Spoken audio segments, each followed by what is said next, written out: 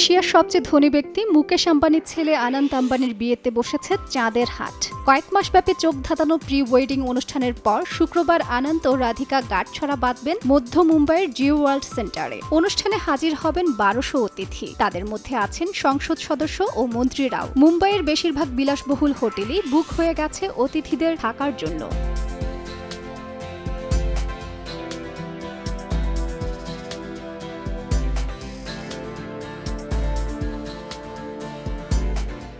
আনন্ত ও রাধিকার বিয়ে রীতিমতো রাজকীয় উৎসবে পরিণত হলেও এসব অনুষ্ঠান নিয়ে তিতিবিরক্ত স্থানীয় অনেক বাসিন্দা ও অফিস কর্মী। কারণ একের পর এক রাজকীয় অনুষ্ঠানের চাপে অস্থির তারা। মুম্বাইয়ের অভিজাত বান্দ্রা কুর্লা কমপ্লেক্সের জিও ওয়ার্ল্ড সেন্টারে বসবে বিয়ের আসর। নগর কর্তৃপক্ষ ১২ থেকে ১৫ জুলাই পর্যন্ত ভেন্যুর আশেপাশে যান চলাচলে বিধিনিষেধ আরোপ করেছে। অথচ এটি মুম্বাইয়ের আর্থিক রাজধানী। নগদের কাছে সব গ্রাহকই প্রিয়, তাই তো সারা দেশে ক্যাশ আউট চার্জ সবচেয়ে কম।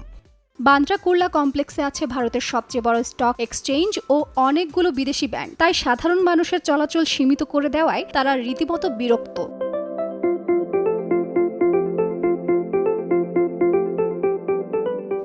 এ নিয়ে সামাজিক যোগাযোগ মাধ্যমে অনেকেই তুলেছেন প্রশ্ন, একটি ব্যক্তিগত অনুষ্ঠানের জন্য সাধারণ মানুষকে এত ভোগান্তিতে কেন ফেলছেন সরকার? জানা গেছে অফিস কর্মীরা শুক্রবার ওয়ার্ক ফ্রম হোম করবেন অথবা অন্য কোনো জায়গায় বসে অফিসের কাজ করবেন। চলছে সপ্তাহে ভিজিটরদের অফিসে আসতেও মানা করে দিয়েছেন তারা। এছাড়া শুক্রবার এ এলাকার সিংহভাগ রেস্তোরাঁ বন্ধ থাকায় অবসর কাটানোর জন্য অন্য জায়গা খুঁজে নিতে হচ্ছে তাদের।